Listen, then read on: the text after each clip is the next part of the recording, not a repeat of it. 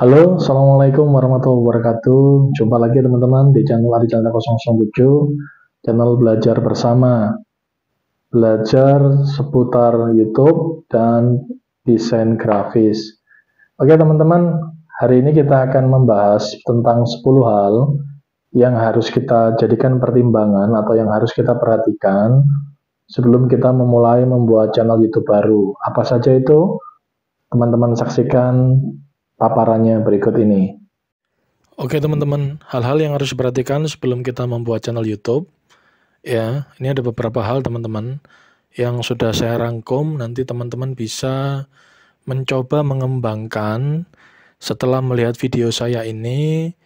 Teman-teman bisa memahami dan bisa mencoba untuk mencari referensi lain dari channel-channel yang lain. Jadi saya bukan seorang guru YouTube atau seorang ahli ya, tapi kita di sini sama-sama belajar. Seperti yang saya katakan tadi, channel ini adalah channel belajar bersama, belajar tentang desain grafis dan seputar YouTube. Oke teman-teman, di sini ada beberapa hal yang harus diperhatikan buat teman-teman semua sebelum membuat channel YouTube. Yang pertama adalah kita bisa mengenali dulu potensi diri kita ya. Kenali potensi dirimu ya. Maksudnya apa? Jadi setiap orang pasti mempunyai kelebihan masing-masing, teman-teman. Misalkan memasak, ya, memancing, ngegame, mendesain, mekanik, konstruksi, ngevlog, menyanyi dan lain-lain. Nah, bakat dan hobi teman-teman itu apa? Ya, tentukan dulu. Dari situ nanti akan muncul apa yang menjadi passion teman-teman ya. Jadi kalau hobinya memasak mungkin channelnya juga tentang memasak. Atau yang hobi jajan channelnya tentang mukbang dan seterusnya ya. Itu yang pertama teman-teman.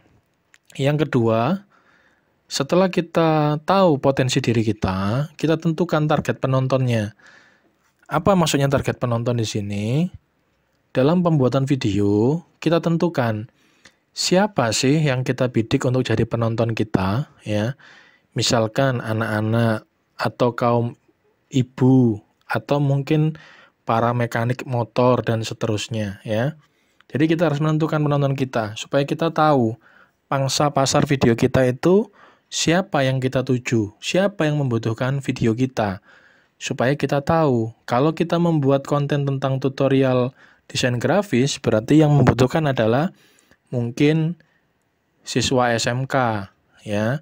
Mungkin mahasiswa jurusan DKV, mungkin praktisi di bidang desain grafis, teman-teman desainer yang bekerja di digital printing dan sebagainya.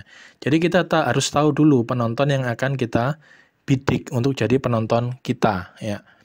Yang ketiga, kita pilih tema channel sesuai dengan target penontonnya. Jadi kalau kita mentargetkan penonton kita adalah ibu-ibu, maka yang disukai oleh ibu-ibu itu apa? Misalkan traveling, jalan-jalan, shopping, memasak, ya, mungkin mukbang, ya, itu yang disukai oleh ibu-ibu, teman-teman. Jangan harap ibu-ibu ketika kita sudah membidik target penonton kita ibu-ibu, lalu kita suguhi dengan desain grafis, itu nggak akan mau mereka. Jadi kalau kita mensuguhi mereka dengan tema desain grafis, maka target penonton kita adalah siswa SMK, mahasiswa DKV, ya, kemudian teman-teman di digital printing, dan sebagainya. Jadi kita harus menyesuaikan antara tema channel sesuai target penontonnya. Itu harus teman-teman pahami dulu. Yang berikutnya adalah, ya ini mau tidak mau, sedikit-sedikit kita pelajari SEO. Apa itu SEO?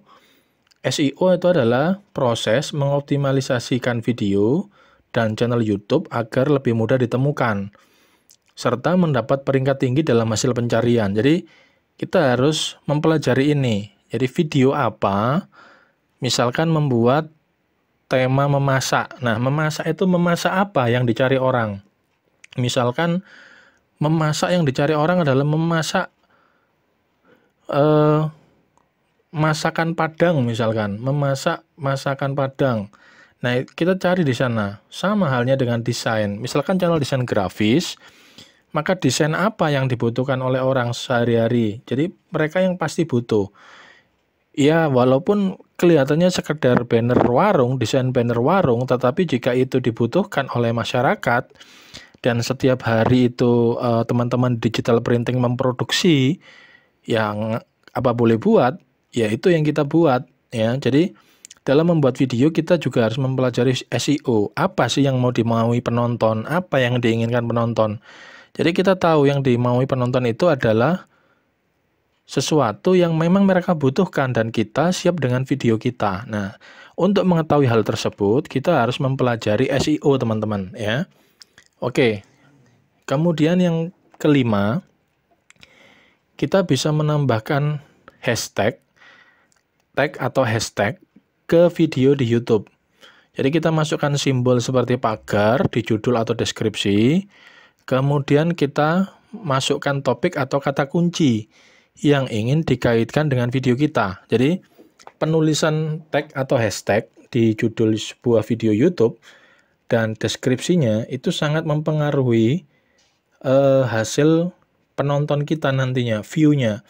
Ini juga membantu penonton untuk menemukan video kita, dan ini sangat diperlukan teman-teman ya.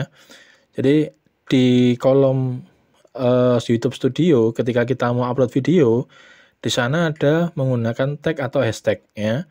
Teman-teman bisa mengisikan itu supaya video kita lebih mudah untuk ditemukan oleh orang-orang yang membutuhkan. Oke.